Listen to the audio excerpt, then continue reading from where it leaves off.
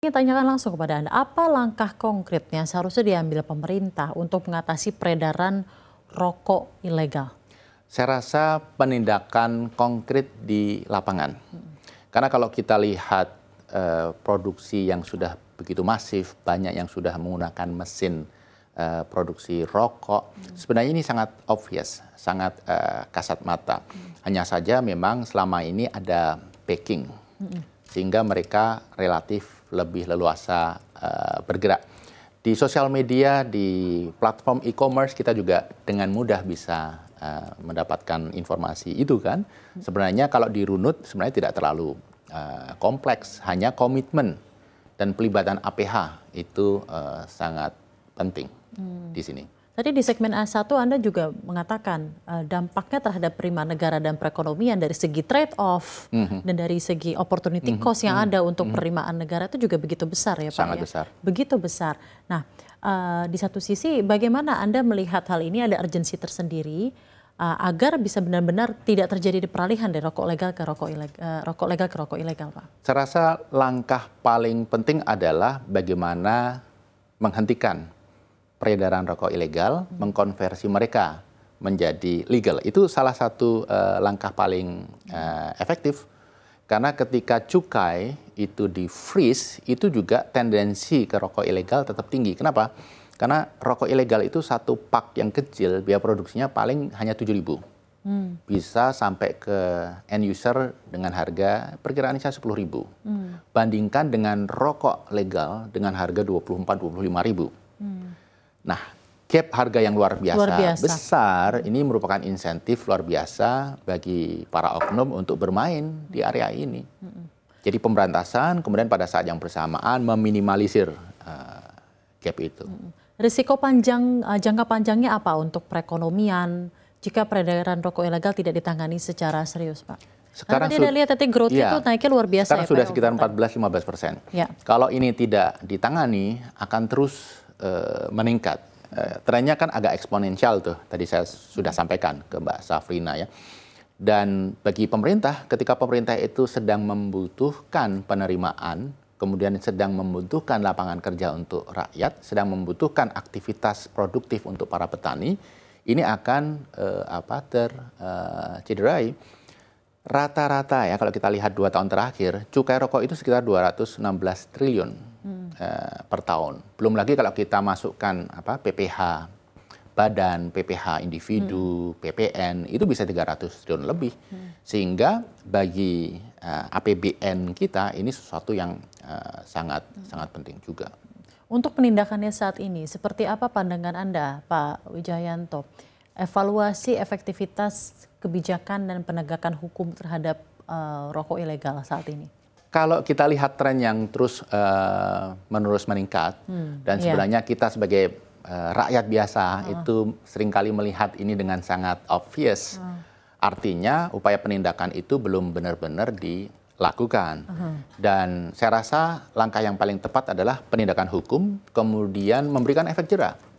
Ada beberapa case yang kemudian diangkat, diproses secara hukum, supaya ini jadi pembelajaran bagi para pihak. Kemudian pada saat yang bersamaan, pemerintah menyiapkan rute proses bagi mereka yang ingin melakukan konversi dari ilegal menjadi legal. Tetapi di luar itu, rokok ilegal import yang banyak datang ke Indonesia itu betul-betul harus di-stop. Berarti karena ini benar-benar tidak memberikan manfaat apapun bagi Indonesia. Kalau yang ilegal ini okelah, ilegal, tidak layak untuk dipertahankan. Tapi minimal ini menciptakan lapangan kerja juga. Kalau yang di domestik diproduksi secara domestik. Tapi seperti apa koordinasi yang paling diperlukan bersamaan antara pihak terkait yang ada untuk membasmi rokok ilegal ini? Ya mungkin ada Pemda, Kemenkeu, APH, bahkan kalau yang tadi rokok ilegal impor itu ya justru tentunya Bea Cukai dan APH. Dan APH ya seperti memang apa, intinya adalah Bea Cukai dan APH. Tapi APH ini kan luas ya. Jadi perlu dorongan beyond Menteri Keuangan. Apalagi misalnya Pak Presiden langsung kemudian mau untuk ikut menggerakkan, saya rasa ini akan menjadi sesuatu yang akan jauh lebih efektif. Dan tidak hanya masalah rokok ilegal, hal-hal ilegal yang lain juga perlu mendapatkan perhatian. Shadow economy di Indonesia ini sudah begitu dominan, sudah 22,5% GDP. Salah satunya adalah rokok ilegal. Menarik jika Presiden mendorong pemberantasan shadow economy, ada impor tekstil ilegal, tambang ilegal, dan turunan-turunannya itu judol, kemudian pinjol ilegal, kemudian narkoba, ada rokok dan lain sebagainya. Ini sebagai satu paket narasi besar yang disampaikan oleh Presiden. APH bergerak untuk merealisasikan itu. Saya rasa ini akan efektif. Oke, dorongan yang lebih besar lagi ya Pak ya tentunya mengenai hal ini. Menurut Anda bagaimana cara ideal menyeimbangkan antara penerimaan negara, lalu ada juga pengendalian konsumsi, keberlangsungan industri, ya terutama penyerapan tenaga kerja ya Pak ya, dan bersamaan menekan peredaran rokok ilegal? Ya, memang kalau kita berbicara industri rokok, solusinya harus komprehensif, harus seluruh aspek itu kita tangani secara bersama-sama. Jadi tidak boleh ideologis, tetapi harus realistis. Dan implementatif ya? Implementatif. Misalnya, betul ini dari sisi kesehatan harus kita kurangi. Tetapi kalau kita fokus ke kesehatan saja, bagaimana dengan aspek yang lain? Betul dari aspek fiskal, ini penerimaan yang luar biasa.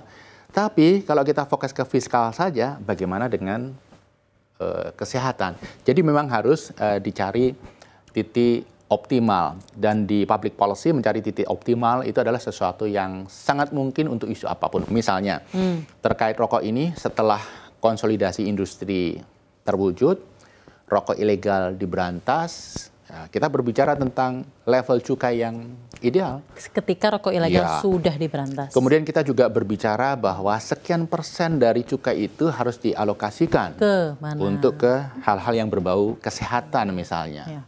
Nah, hal-hal seperti ini saya rasa sangat mungkin untuk dilakukan. Ini hal yang sederhana, tetapi di Indonesia belum muncul. Gitu. Misalnya, cukai itu kan targetnya adalah untuk mengurangi efek negatif dari satu industri. Kalau pajak itu masuk ke pemerintah pusat digunakan untuk hal apapun. Tetapi belum ada formula berapa persen misalnya cukai itu digunakan untuk mensubsidi BPJS kesehatan, berapa persen untuk mengembangkan rumah sakit di daerah, berapa persen digunakan untuk melakukan riset di bidang kesehatan. Ini harus dilakukan suatu ketika.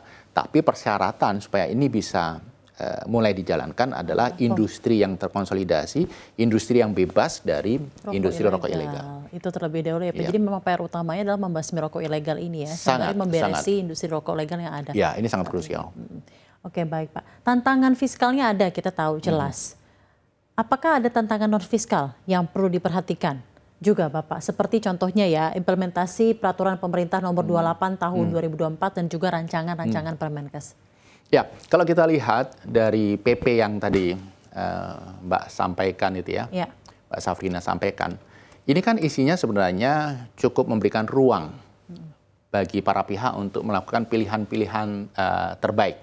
Dalam situasi yang jauh dari ideal, saya rasa perlu kita pikirkan jalan tengah, titik optimal tadi. Jadi aspek kesehatan mendapatkan perhatian, kemudian aspek ketenagaan kerjaan, aspek fiskal mendapatkan perhatian yang fair. Ini sangat mungkin diambil begitu. Jadi kesehatan misalnya, ya tadi kita sudah singgung bagaimana sebagian dari cukai itu harus dialirkan untuk hal-hal yang sifatnya kesehatan. Kemudian penegakan hukum terkait perokok di bawah umur. Satu hal yang di Indonesia ini masih absen dan sebenarnya sangat efektif untuk mengontrol rokok, terutama dampaknya adalah menekan, membatasi konsumsi rokok anak-anak. Karena kalau di Indonesia, anak-anak membeli rokok, merokok, anak-anak datang ke warung, datang ke supermarket, itu seolah-olah dibiarkan begitu saja. Berbeda misalnya dengan negara-negara lain. Amerika misalnya, ada anak kecil masuk superstore, kemudian lihat konter rokok aja, itu langsung ditegur. Iya. Kalau membeli ditanya, KTP-nya. Jadi hal-hal seperti ini sederhana, perlu mulai kita tegakkan di Indonesia. Karena salah satu upaya untuk memperbaiki kesehatan terkait isu rokok dan yang lain-lain itu adalah melalui education dan intergenerational. Dan akhirnya melalui behavior mereka change ya Pak ya. yang masih anak-anak. Benar-benar penanaman yang dari awal. Begini, kalau orang dewasa mengkonsumsi sesuatu dan merasakan dampaknya, ya itu pilihan rasional mereka. Tapi anak-anak itu kan belum Tidak bisa ada pilihan melakukan dan tidak pilihan bisa rasional. Disinilah Betul. peran pemerintah untuk membantu Betul. mereka supaya tidak terdampak. Kalau Anda berbicara seperti itu, tentunya saya juga jadi benar-benar semakin terbuka ya Pak ya, bahwa ini adalah isu yang spektrumnya sangat-sangat luas. Berarti harmonisasinya seperti apa Pak? Koordinasi antara kementerian lembaga untuk menerjemahkan intensi ini di lapangan sampai akhirnya jadi regulasi yang implementatif dan bisa benar-benar tercapai. Saya melihat kebijakan terkait industri tembakau ini dan banyak industri yang lain itu dikembangkan dengan silo-silo yang sangat kentara. Dari aspek kesehatan mereka punya rute tersendiri, dari aspek fiskal punya rute sendiri, dari aspek pertanian punya rute sendiri, kemudian dari aspek industri punya rute sendiri, gitu ya. Kita perlu satu framework kebijakan yang disusun bersama dan dilaksanakan bersama. Jadi perlu kita membiasakan diri untuk mulai mempunyai framework industri tembakau. Sesuai dengan tujuan berarti industri otomotif, framework pengembangan industri transportasi online misalnya. Bentuknya berupa apa tuh Pak berarti framework tersendiri? Ini merupakan sesuatu yang makro, jangka panjang, melibatkan multi stakeholder untuk menyusun ini. Sehingga para pihak itu bisa mengantisipasi apa yang harus dilakukan di masa depan, apa saja yang harus dilakukan, sehingga mereka bersiap. Jangan sampai kemudian Kementerian A, B, C terkaget-kaget dengan keputusan Kementerian DEF. Gitu. Kalau sudah ada framework yang semua terlibat dan ini menjadi referensi para pihak, rasanya keterkejutan seperti itu yang tidak positif dan lembaga bisa dihindari. Baik, luar biasa Pak. Nah Pak, mungkin terakhir ya Pak ya, kita berusaha melihat keadaan yang ada di peer countries. Jika kita berkaca dari negara-negara lain, misalnya Singapura, Australia, Eropa, ini mengenai moratorium ya Pak ya. Kebijakan moratorium kenaikan cukai hasil tembakau seperti ini juga menuai pro kontra. Ya. Bagaimana Anda menilai pandangan ini jika dilihat negara-negara ini juga bukan negara-negara penghasil dan produsen tembakau Pak? Menarik Mbak Safrina. Memang kita tidak bisa serta-merta mengadopsi kebijakan yang diambil oleh negara lain. New Zealand, Australia, Singapura, Malaysia, Inggris, Prancis itu sangat ketat terkait sektor sigaret ini. Karena mereka tidak punya industrinya. Bagi negara-negara itu, sektor ini artinya import. Semakin banyak konsumsi oleh masyarakatnya, semakin banyak import. Yang makin banyak import tidak positif bagi GDP negara tersebut. Tetapi kalau kita lihat di Prancis, di Inggris, itu minuman keras. Itu justru difasilitasi. Kenapa? Mereka punya industri besar terkait itu. Dan ini merupakan bagian dari kultur.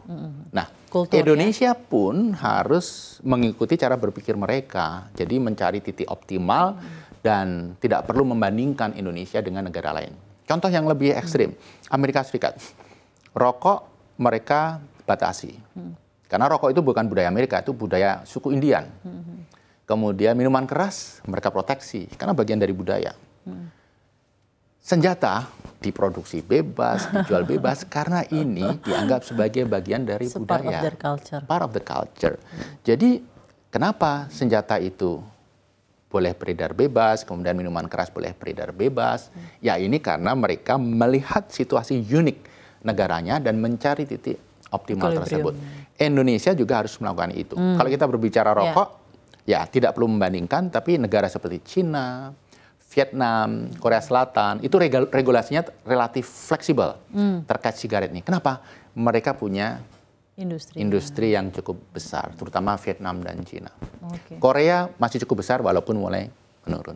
Jadi wajar ya Pak ya, negara-negara tersebut menuai pro dan kontra ya, karena memang tadi ada alasan di baliknya adalah mereka bukan produsen. Ya, hampir semua kebijakan itu kan ada pro dan kontra. Yang paling penting adalah bagaimana mengkomunikasikan dan bagaimana mengambil titik temu itu. Baik, titik equilibrium, titik optimal Iya. mengenai isu ini.